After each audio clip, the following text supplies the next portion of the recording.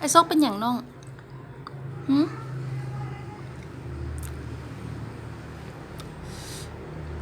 ไอ้โซกเอ้ยโดยคำแพงโอแพงเป็นยังไงไอ้หืมมานาประกวดไอ้มันน้องเอ๊ะเป็นอีหยังโดยมานาโดยไอ้โซกเป็นอย่างนี้ไอ้โซกเป็นคือไอ้ลาบเลย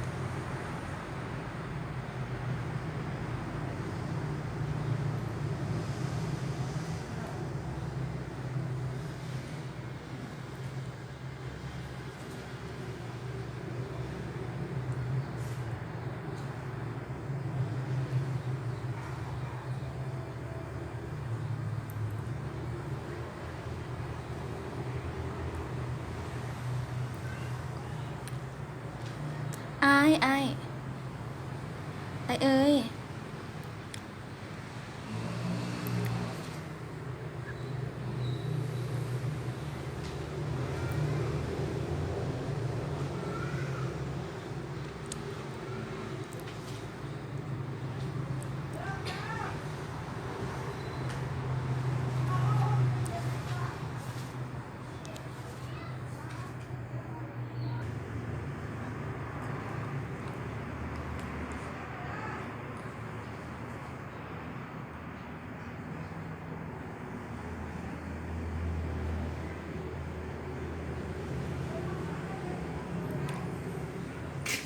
ไอ้โซก